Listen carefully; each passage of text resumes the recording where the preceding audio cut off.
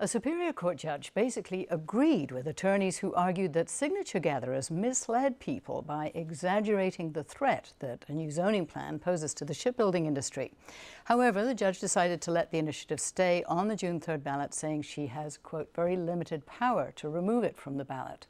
My guest is Diane Takvorian of the Environmental Health Coalition. Thank you so much for coming in. Thank you for inviting me. And we did, in fact, invite representatives of the shipbuilding industry, but they declined. They're the ones who support this initiative.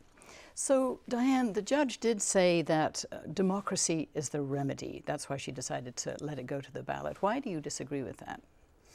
Well, we certainly don't disagree with democracy. We think that democracy was served during the 5-year community planning process, in which there were 50 meetings, and the city spent about $4 million to include everyone in the process, from the businesses, including the shipyards, to the residents and everyone else who was interested.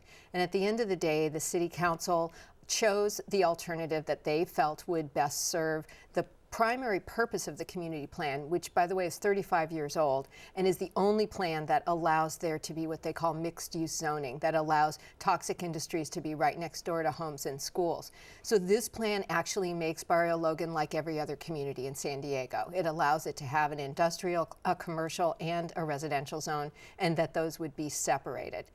But you disagreed with the judge's decision to let it go to the ballot because of the fact that you argue the signature gatherers actually lied while they were collecting the signatures. We did, and she agreed with us. She, in fact, said that the signature gatherers and their clients actually lied and that they violated the elections code. So we were heartened by that. We were certainly disappointed with her ultimate ruling.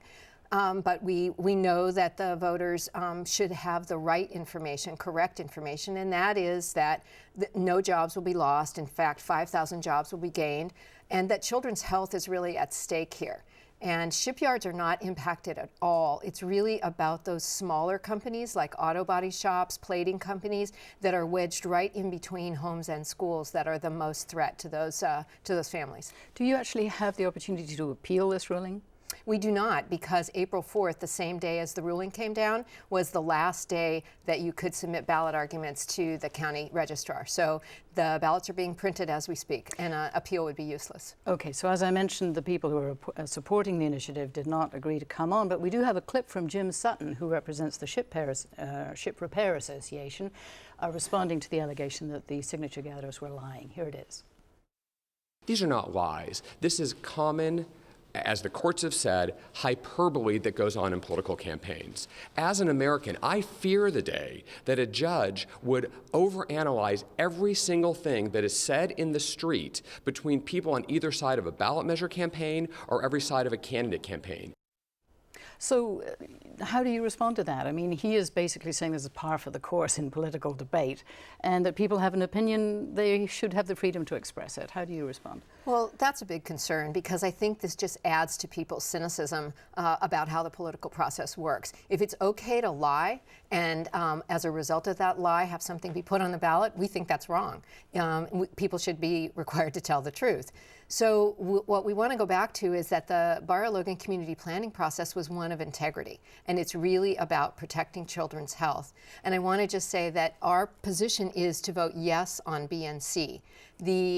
So what they're asking the voters to do is to approve the city council action. So I know it's confusing, but it's a yes on B and C from our perspective, and that will allow the Barrio Logan plan to go forward. Okay, so it's going to be one for voters to be very careful of when they vote. Just finally, what sort of implication do you think this has for initiatives in general in the future, this ruling?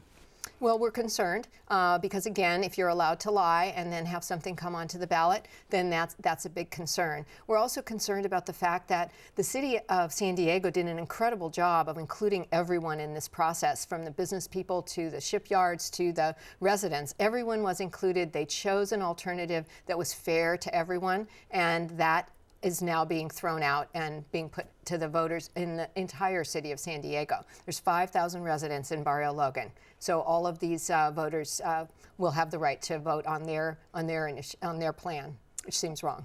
Okay, something the voters are going to have to really study carefully before they cast their ballot. Thank you so much, Diane Takvorian. Thank you, Allison. Environmental Health Coalition.